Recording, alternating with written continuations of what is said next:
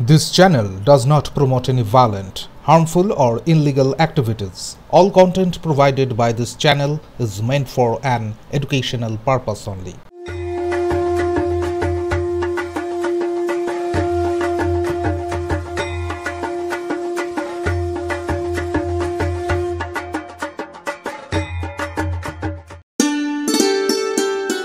জয়রামবাটির মাতৃমন্দিরে আজ মহাষ্টমীর দিনে রীতি মেনে অনুষ্ঠিত হচ্ছে কুমারী পুজো। সকালে অষ্টমীর পুজো শেষে সকাল ৯টা থেকে বিশুদ্ধ সিদ্ধান্ত পঞ্জিকা অনুযায়ী শুরু হয় এই বিশেষ আচার। এবছর কুমারী রূপে পূজিতা হচ্ছেন নিশিকা বন্দ্যোপাধ্যায়। প্রচলিত নিয়মে তাকে মায়ের পুরানো বাড়ি থেকে দুর্গা রূপে সাজিয়ে মাতৃমন্দিরে আনা হয়। প্রতি বছরের মতো এবারও মা শারদার জন্ম ভিটেতে ভক্ত অনুরাগীদের ভিড় উপচে পড়েছে। কুমারী পুজো দেখতে এসেছেন রাজ্যের নানা প্রান্ত থেকে, এমনকি দেশের অন্যান্য স্থান থেকেও বহু মানুষ।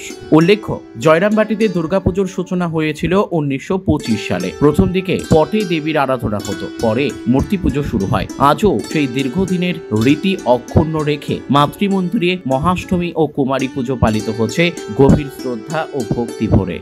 স্বামী বিবেকানন্দের এই কুমারী পুজো আরম্ভ হয়েছিল, তা সে কুমারী পূজা সকাল ৯টার থেকে প্রায় ১৫-১০টা অবধি যেখানে যেখানে রামকৃষ্ণ মিশনের পুজো হয়, বেলুমঠ বা অন্যান্য শাখা কেন্দ্রে, সব জায়গায় ঠিক ৯টায় পুজো আরম্ভ হয়, ১৫-১০টা অবধি কুমারী পুজো হয়।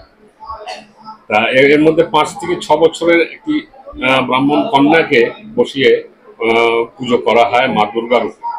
আমরা আসাম থেকে এসেছি জয়রামবাটি। হ্যাঁ, আমার অনেক আনন্দিত লাগছে, খুব ভালো লাগছে। এবার প্রথম আমি মায়ের বাড়িতে মায়ের পুজো দেখবো।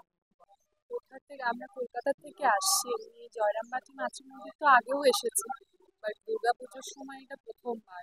অবভিয়াসলি খুব ভালো একটা অনুভূতি। অষ্টমী, নবমী, দশমী ৩ দিন থাকবো। মায়ের কৃপা ছাড়া এটা পসিবল না। মা ডেকেছে বলেই আসে। সত্যি সত্যি আজ মায়ের দেখা পেলাম, বাস এইটুকুই বলবো। মানে মা দুর্গার সত্যি সত্যি আমার জীবন্ত দুর্গার দেখা পেলাম।